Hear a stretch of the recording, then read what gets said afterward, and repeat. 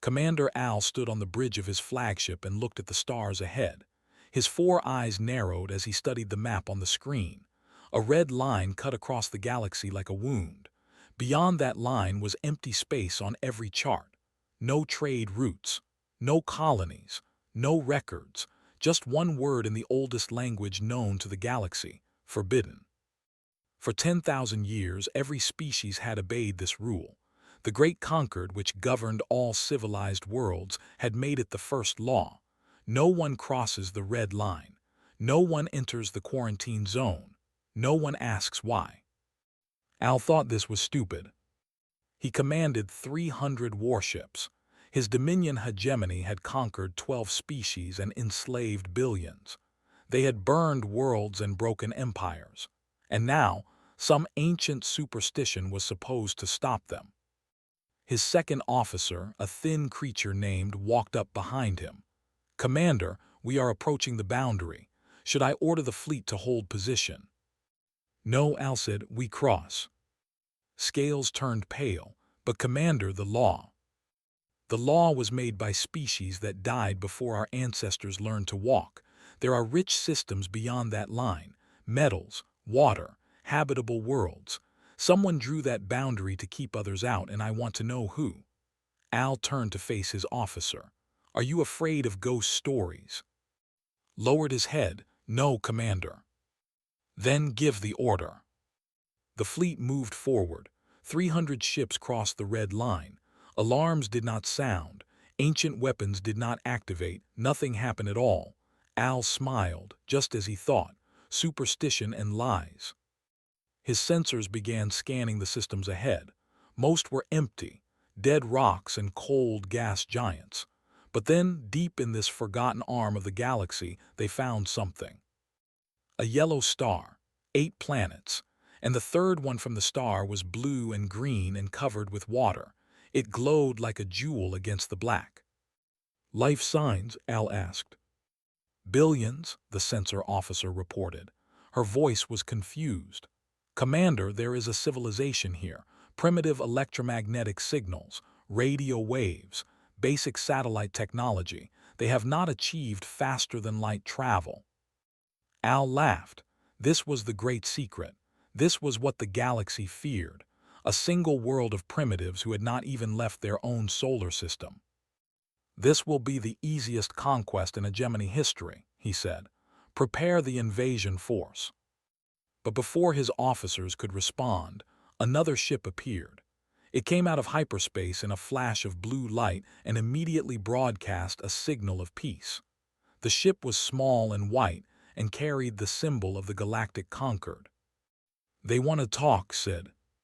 "Let them talk." The face that appeared on the screen belonged to Ambassador. She was old, even for her long-lived species. Her silver hair floated around her head like a cloud, and her eyes held a fear that Al had never seen in a conquered official. "Commander Al," she said, "you must turn back, please. The conquered will give you whatever you want: territory, resources, political power. Name your price and it is yours, but you must leave this system. You must leave now." Al leaned forward. "Why?" His mouth opened and closed. I do not know." "You do not know?" "The records are sealed. They were sealed by civilizations that no longer exist. All I know is what has been passed down through, a warning. Do not go to this world. Do not contact its people. Do not remind them of what they are." "What they are," Al repeated. "They are primitives. They fight each other with chemical explosives and have not cured their own diseases. What could they possibly be that frightens the mighty conquered?" Shook her head. Tears formed in her eyes. "I do not know, but every species that has ever learned the truth has agreed to keep the secret. Every war in galactic history has stopped at that red line. Please, Commander, some doors should not be opened." Al considered this. The ambassador was truly afraid, not lying, not negotiating. She believed what she said with her whole being. But Al had not conquered 12 species by listening to fear. "Thank you for your warning, Ambassador," he said. "I will note it in my logs." Then he gave the signal and his weapons officer fired. The conquered ship exploded in a ball of white fire. His face vanished from the screen. Stared at the empty space where the ship had been. "Commander, you killed a conquered ambassador." "The conquered is weak. They have always been weak. That is why the hegemony will rule this galaxy." Al turned back to the blue planet on his screen. "Begin the invasion. I want troops on the ground within one rotation." The fleet moved toward Earth. On the planet below, billions of humans lived their small lives. They went to work. They raised their children. They worried about money and love and politics. They did not know that ships were coming. They did not know that their world had been marked as forbidden for 10,000 years. They did not know why. In Chicago, a homeless man sat on a bench and watched the night sky. His name was Thomas, and he had fought in wars for his country before the world forgot about him. Now he lived on the streets, drinking to forget the things he had seen. But tonight something felt different. The stars seemed brighter. His blood felt warm. Deep in his chest something stirred, like a memory trying to wake up. Thomas looked at his hands. They were shaking, not from cold or age or alcohol. They were shaking with something else, something that felt like power. "What the hell?" he whispered. Across the world, others felt it too. A factory worker in China looked up from her machine. A child in Brazil stopped playing and stared at the sky. A soldier in Nigeria gripped his rifle without knowing why. Something old was waking up, something that had slept in human blood for 1,000,000 years. The universe had kept its secret for 10,000 years, but secrets do not last forever, and some cages are not meant to hold their prisoners, only to let them sleep until they are needed. The invasion fleet entered Earth's atmosphere, and humanity began to remember. The sky burned over every major city on Earth. Hegemony came down like metal rain. They blocked out the sun over New York and Tokyo and London and Cairo. Their engines screamed loud enough to shatter windows, and their shadows covered entire neighborhoods in darkness.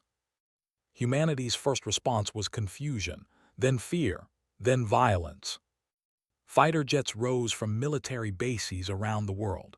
Missiles launched from submarines and silos. Soldiers grabbed their weapons and ran to defend their cities. It was brave. It was hopeless. The jets exploded before they could fire. The missiles bounced off energy shields like toys. Bullets did nothing. Tanks burned. Within 6 hours, every organized military on Earth had been destroyed. Commander Al watched from orbit and smiled. "Establish command posts in the largest population centers," he ordered.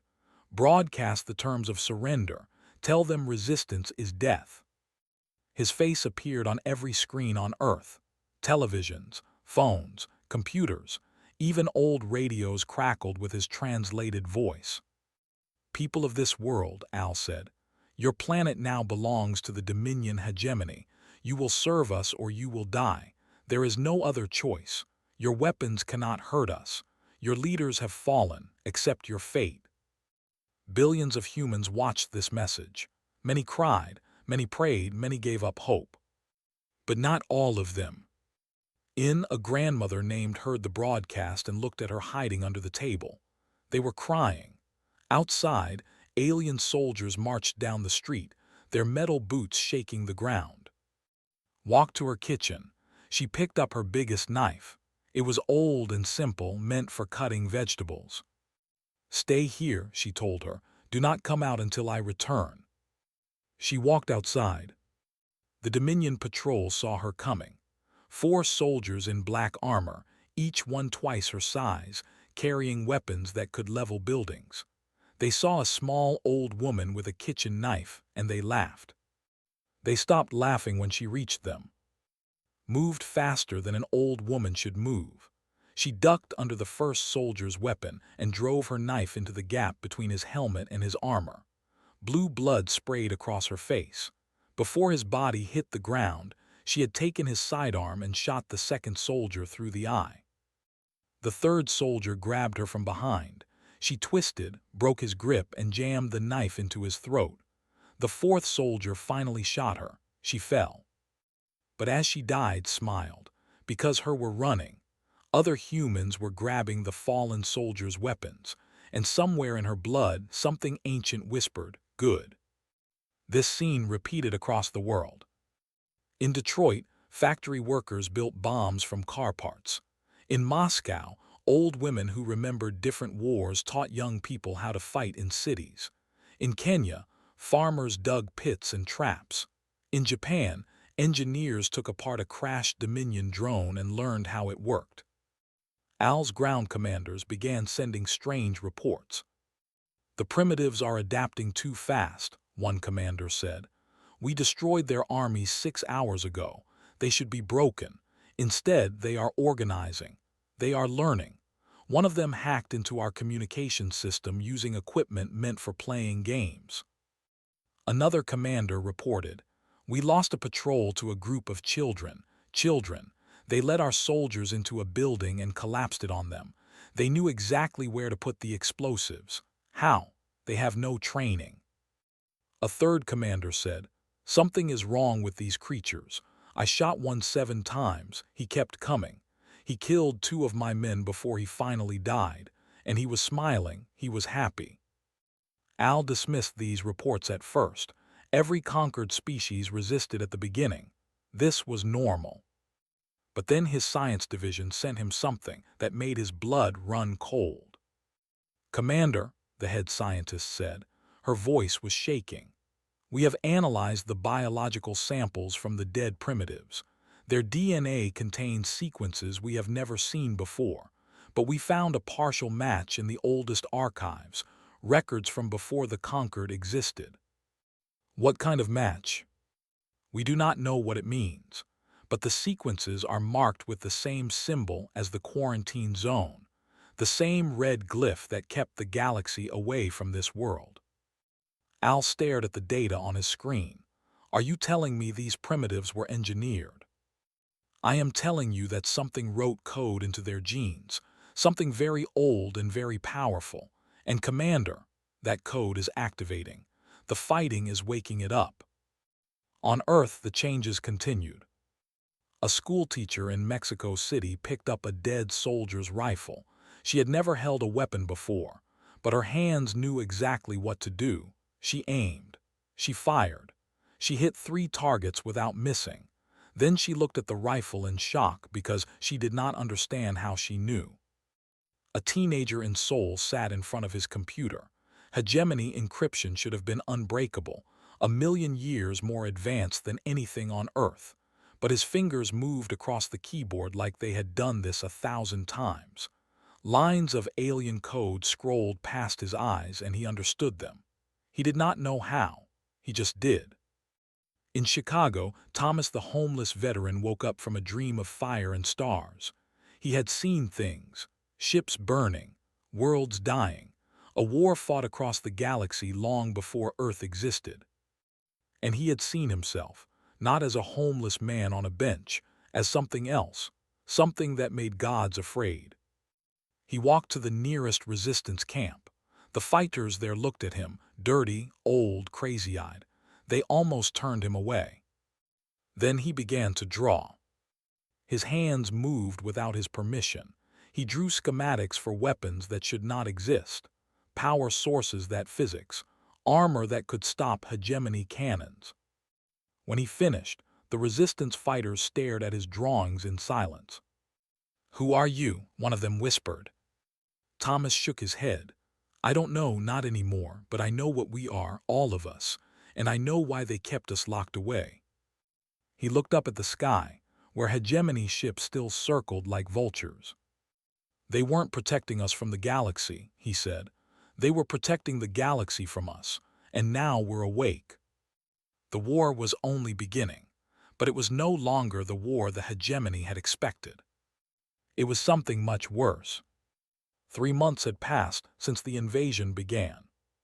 Commander Al stood in his command center and looked at the map of Earth. Red zones marked hegemony control. Blue zones marked human resistance. When the invasion started, The map was almost entirely red.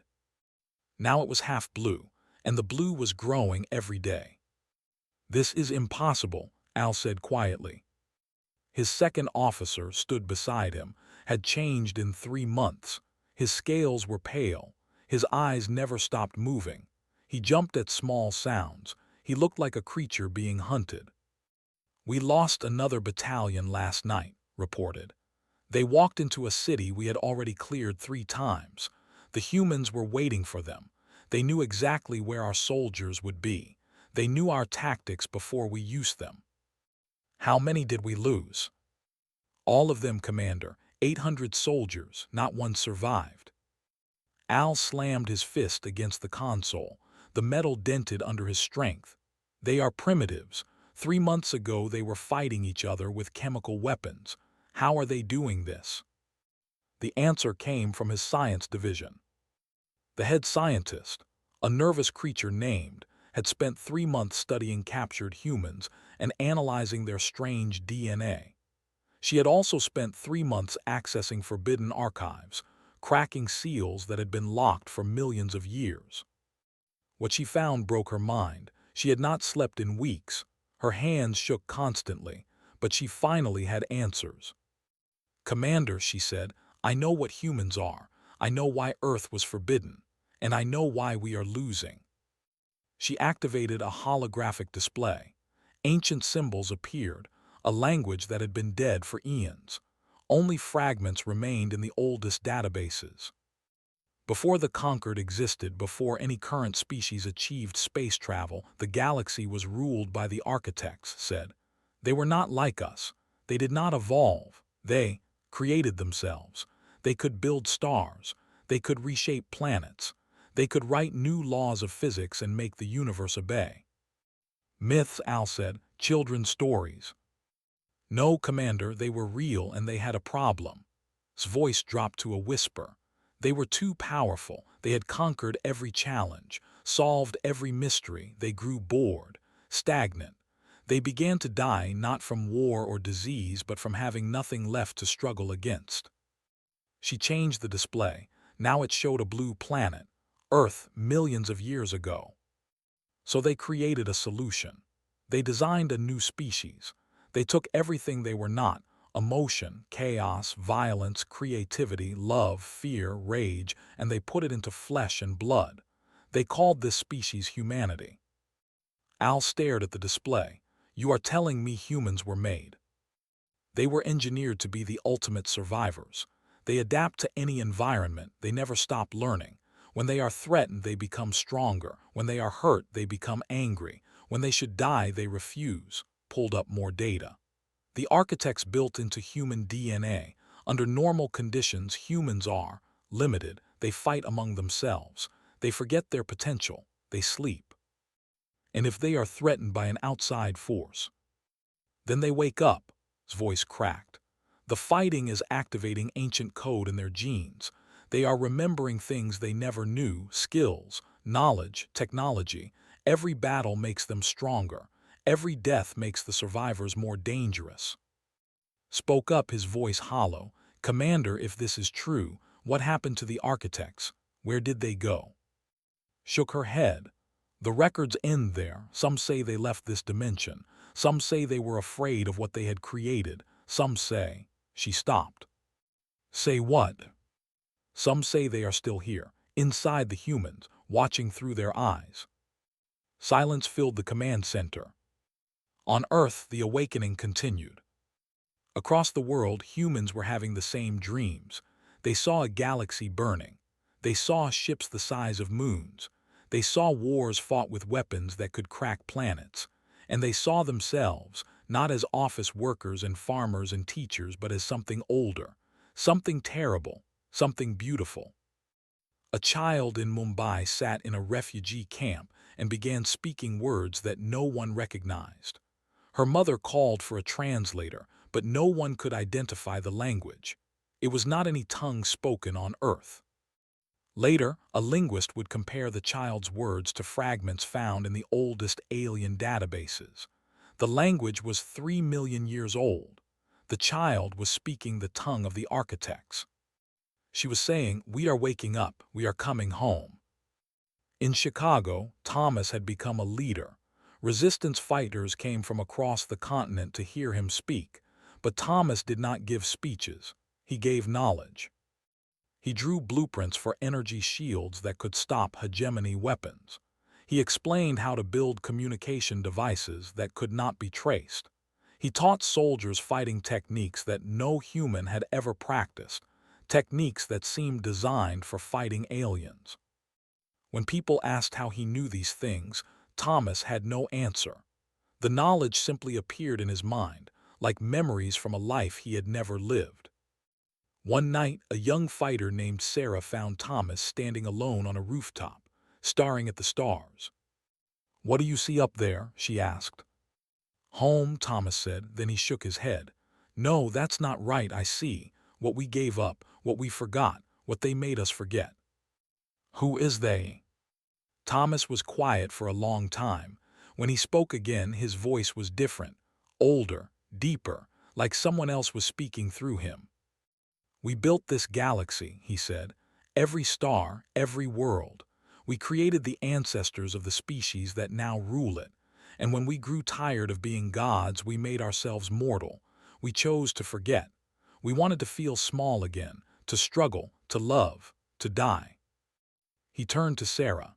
His eyes were glowing faintly, a soft golden light that had no source. "The architects did not leave," he said. "They became us, and now their children have woken the parents." Above Earth, Commander Al gave an order he never thought he would give. "Full bombardment," he said. "Burn the planet, kill them all." But when he transmitted the order to his fleet, 12 ships refused. Their captains responded with the same message. "Our soldiers will not fight anymore. They are afraid. Some have killed themselves rather than face another battle against the humans." Al's greatest weapons were turning against him. And on the planet below, humanity was no longer just defending. They were preparing to attack.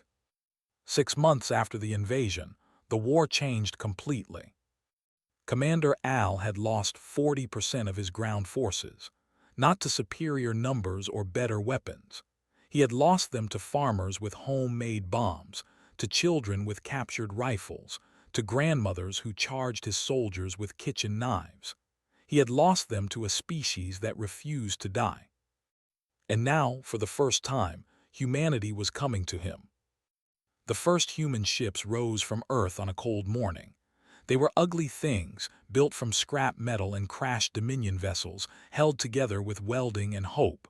But they flew, and their weapons worked.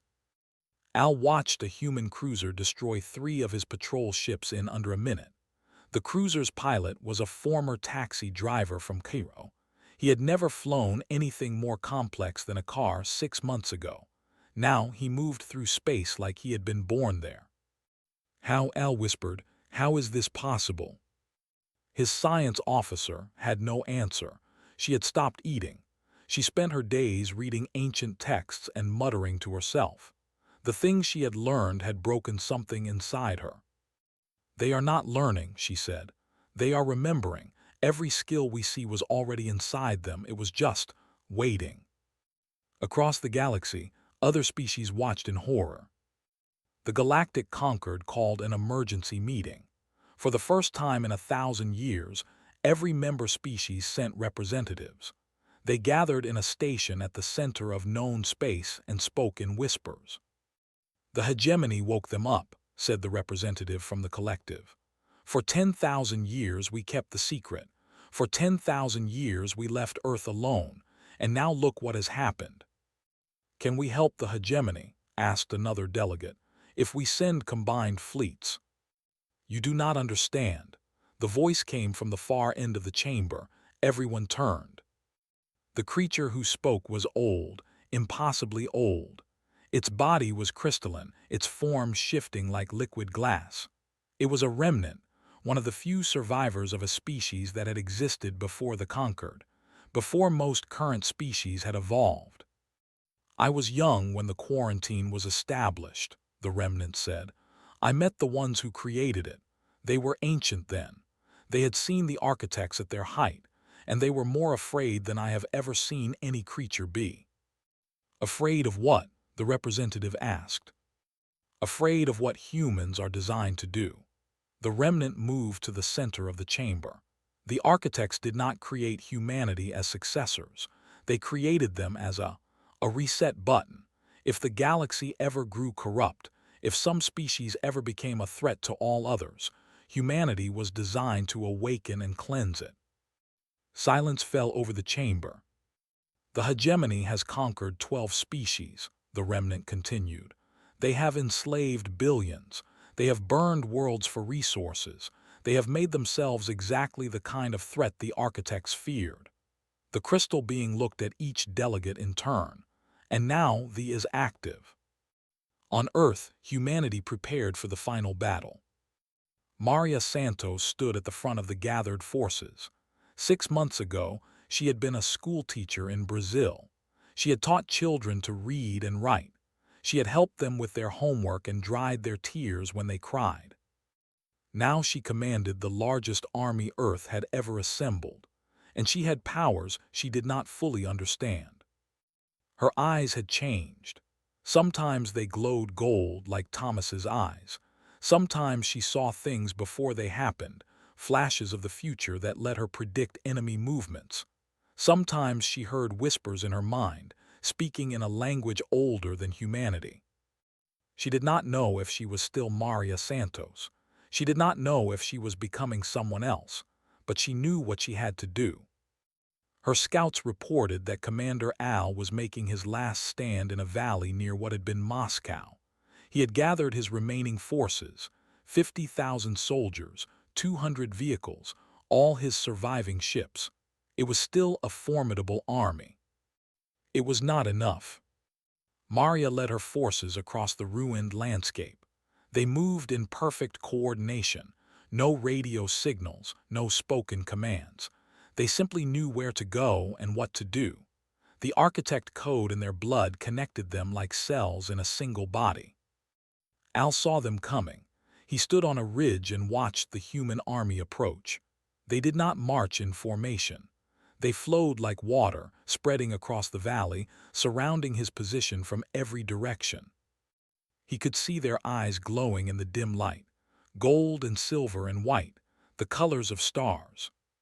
All forces open fire, Al ordered. His soldiers obeyed. Plasma cannons screamed. Missiles launched. Energy weapons lit up the valley like a second sun. The firepower would have destroyed any normal army in seconds. The humans walked through it.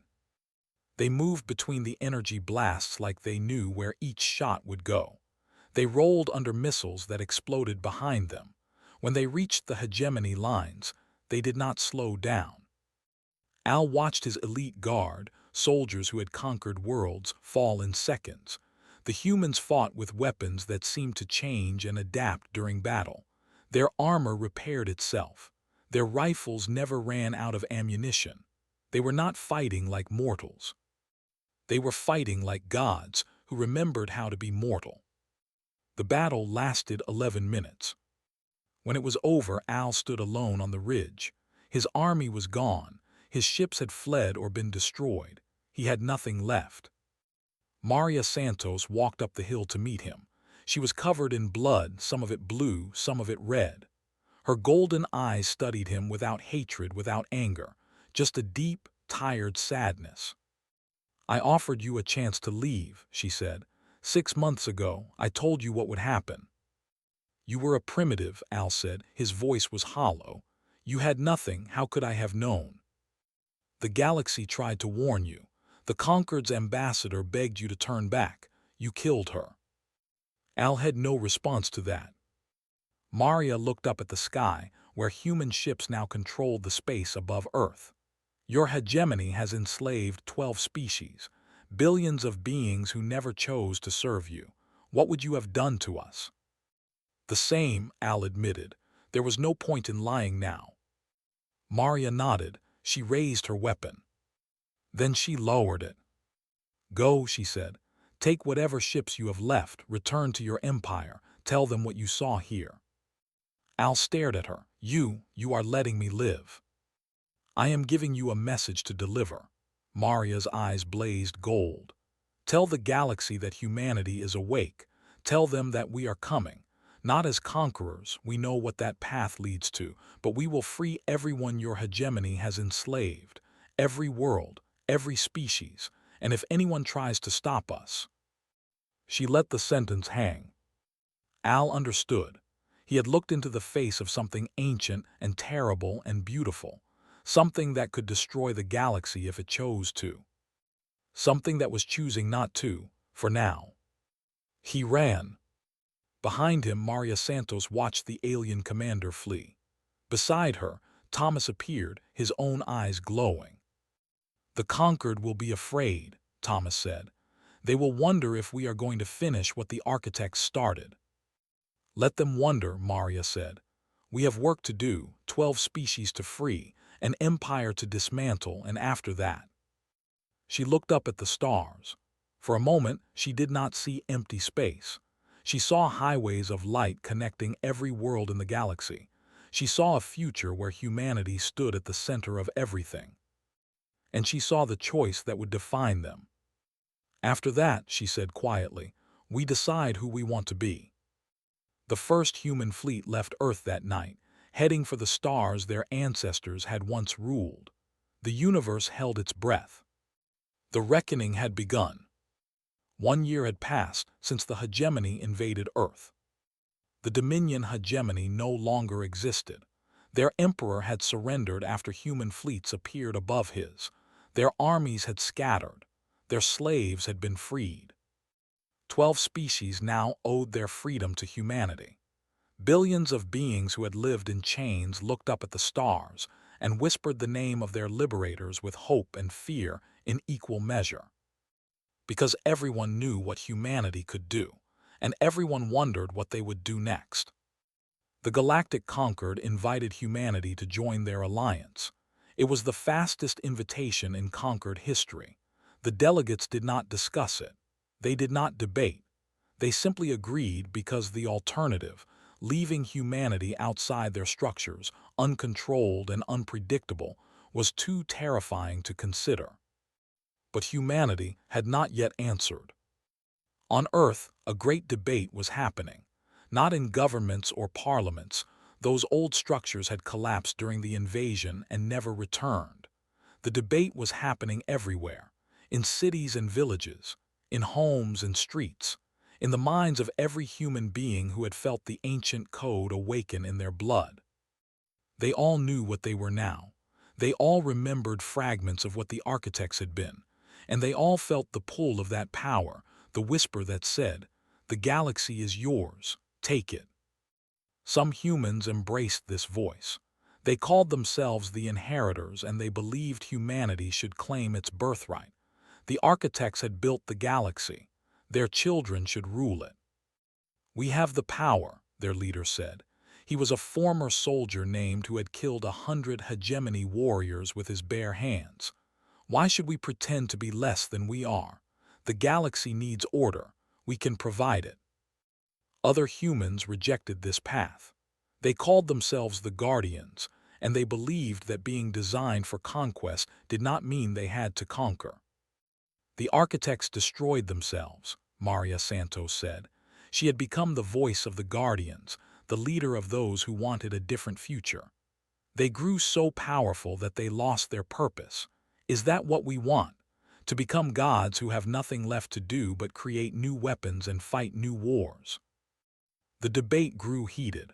For the first time since the awakening, humans turned against each other, not with violence, not yet, but with words and ideas that cut just as deep.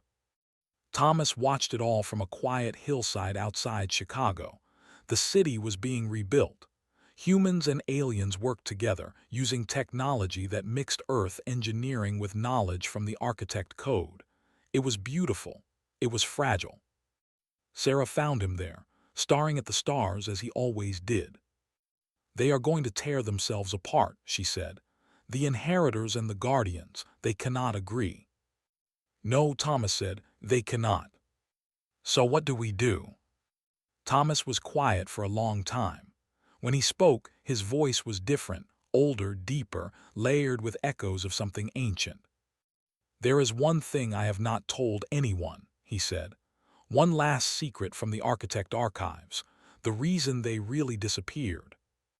Sarah sat down beside him. "Tell me." "The architects did not leave because they feared humanity. They did not abandon us because we were too dangerous." Thomas closed his eyes. "They became us. They uploaded their consciousness into human DNA. They chose to forget their power to live as mortals, to feel what it meant to be small and fragile and alive." Sarah stared at him. "The architects are inside us." "We are the architects. Every human being carries a piece of them, their memories, their knowledge, their power, but also their choice." Thomas opened his eyes. They glowed gold in the darkness. "They chose to be mortal because they understood something we are only now learning. Power without purpose is poison. Victory without struggle is emptiness. They had everything and it meant nothing." "So what did they want?"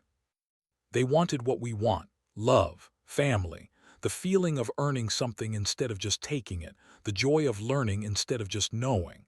Thomas smiled sadly.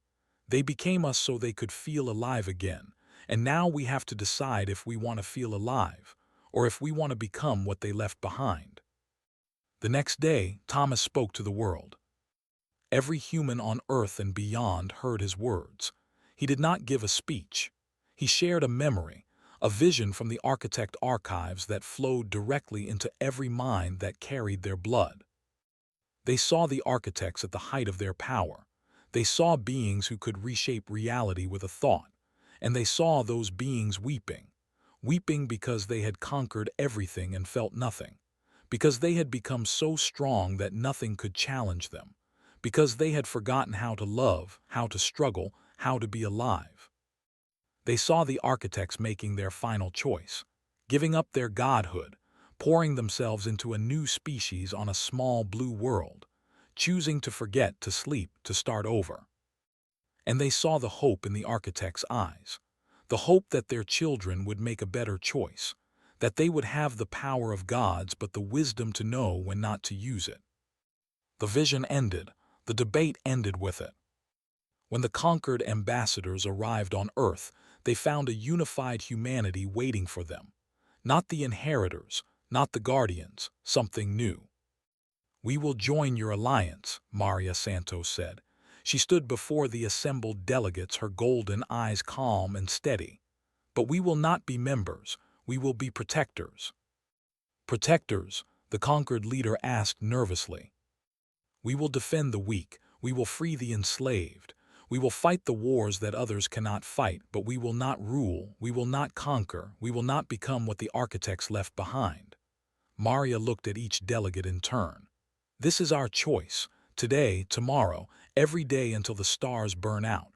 We choose to protect, not to dominate." The conquered agreed. They had no other option, and deep down many of them felt something they had not expected: relief. The monster they had feared for 10,000 years did not want to eat them, it wanted to guard them.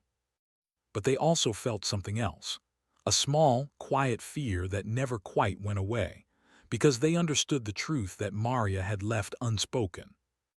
The choice was being made fresh every day, and someday it might be made differently. Years passed. Humanity spread across the stars. They freed enslaved species and stopped wars and built wonders that rivaled anything the ancient architects had created. And always, they remembered the lesson their ancestors had learned. Power was not the answer. It was the question, and the answer was what you chose to do with it. On a distant world, in a city built by grateful aliens, a young human girl stood on a balcony and looked at the stars. She was 7 years old, born after the invasion, raised in a galaxy that saw her species as guardians and protectors. But she also had dreams, dreams of fire and conquest, dreams of a galaxy bowing before her. The architect code was still active in her blood, still whispering its ancient promises. She felt the power inside her. She knew what she could do, what all humans could do if they chose. She closed her eyes and made her choice. "Not today," she whispered to the voices in her blood. "Maybe not ever, but if you need me, if the galaxy needs me, I will be ready." She opened her eyes and smiled. It was the smile of a child, but behind it was something older, something that had once built stars and now chose to protect them. The universe had kept one secret about Earth. Now Earth kept one about itself. The fire never truly slept. The power never faded.